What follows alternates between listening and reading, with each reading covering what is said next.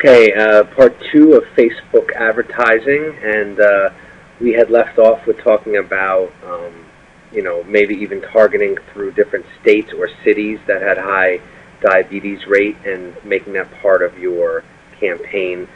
Like I said, then age, of course, is a big part. Men and women, and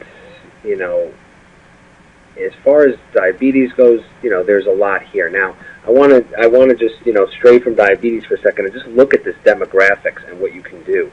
Number one, obviously, you could go from, any age that you want. But look at this. Target people on their birthdays, and I did this once, and it was very effective. Now, think about offering something special for someone on their birthday, finding the right offer, the right either CPA offer or ClickBank offer or digital product or regular, something to indulge. And you say, hey, today's your birthday, and someone on their birthday wakes up and this ad will be shown on people only who have a birthday.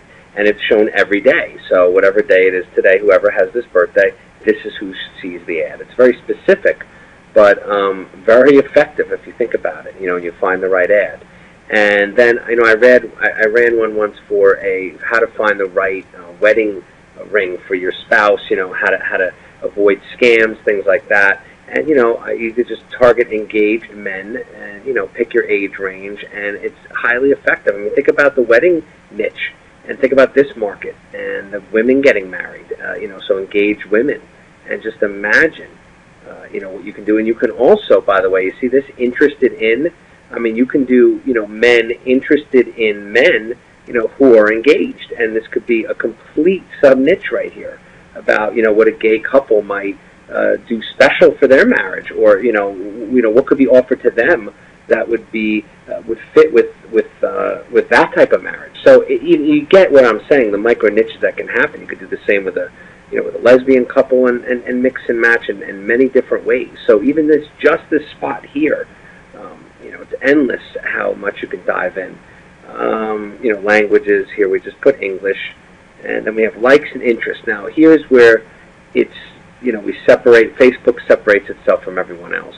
And what I was talking about before about finding, how do I find, the right people to send, let's say, a diabetic message like this to.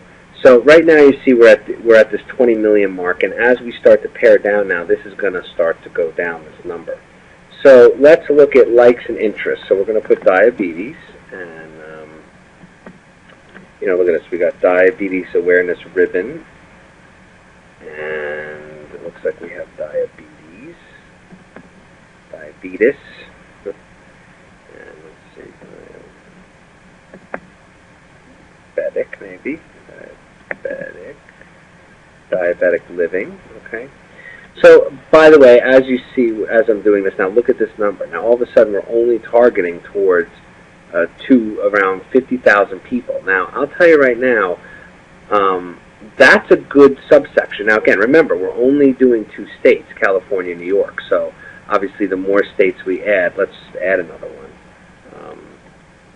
Let's just add Florida and see, So, okay, see, now already it jumps up. But the point is, and you're probably going to target a lot more people, but you do want to pare down now, and you see how this is happening. And of course, depending on what you're doing, you'll target. Now, I had a friend, he was doing a dating thing for guys, and he decided to target, Trekkies. He really said, well, look, these guys are geeks, so why wouldn't I target them? So he put people who, are fans of Star Trek and Star Wars. It's a really very smart way of thinking about advertising, and you're thinking outside the box. So what I'm showing you right here is very inside the box. So, people who have diabetes, well, what else might they be interested in? Well, maybe they might be interested in low sugar, recipes. Well, okay, maybe not. Looks like there's nobody. There's no recipes. Oh, diabetic recipes. Okay, well, that's interesting. So there's nothing there for that, but. Then you want to think even more outside the box. The point is, at this moment right now, even just with this alone, makes you realize that people who have these particular interests probably either suffer from diabetes or know someone who suffers from it. So, and again, now we look down education, work, college, all this again, workplace. You could start, doing a campaign all towards a workplace. So now we want to create a new campaign. our campaign name is Diabetes 1, and there's our budget. Let's say it's a $50 budget, and then this tells me when I can run my ad, the scheduling for that. And then this is something I do want to go over for a minute, and it's extremely important. And what this is pay for impressions or pay for clicks. Okay. So mostly pay per click is what you want. For the most part, this is what you want to deal with because you're getting the most for your dollar, meaning you're not paying a thing unless someone actually clicks on your ad. And then, of course, it's up to you and what you've put on that ad, the landing page, to make that convert.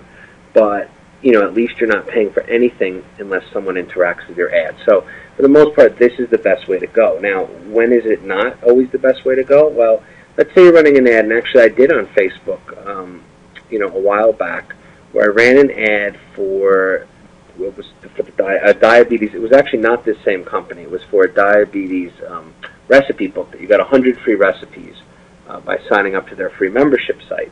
And I think I got $2 for doing that. So what happened is that I was making just enough that it was profitable, but the profit margin was pretty small. Because again, every time someone clicked, because Facebook is expensive, I don't know, I think I was paying upwards of 28 cents or something, which is not good. Because you're basically talking about if 1 out of every 8 doesn't convert, then you're already, you're losing money. I mean, it's even worse than that, actually. You're already really bad then. But basically, 1 out of 8 isn't great. So I just wanted to test it and see. But here's the thing. Now, when I change to pay for impression, then all of a sudden what happens here is that we go per 1,000 impressions. So if I was converting, if 1 out of every 8 people that was clicking on the ad was actually buying this getting this cookbook, this free cookbook, then you can see with pay per impression that I would get 1,000 chances before I would even have to spend 36 cents.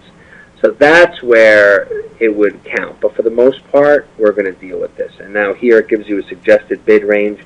I wouldn't get that excited. Here's what I would do is I would start with halving this right here. If it's $1, make it 50 cents. And start and see if you start getting impressions. If you don't, it means you have to raise your bid. And you just basically want to raise the bid until it doesn't make sense. And you're basically looking at a 1% of people are going to, or 10% that are going to click. Out of those, only 1% and maybe less are actually going to convert. So you don't want to spend too much. Now, I think that's all we have to do here. Let's place our order. So you slowly go up in increments, though, until you start seeing impressions, and then that means that they've accepted the bid that you've put in.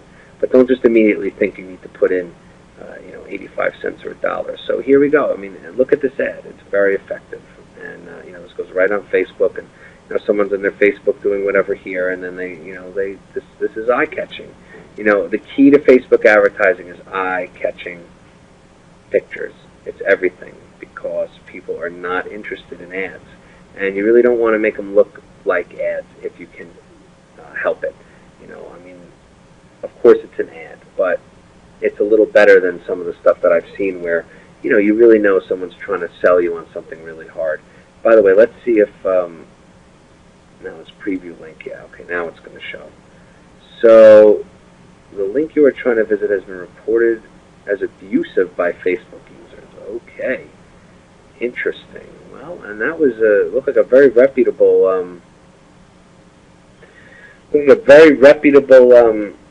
site, this diabetic site.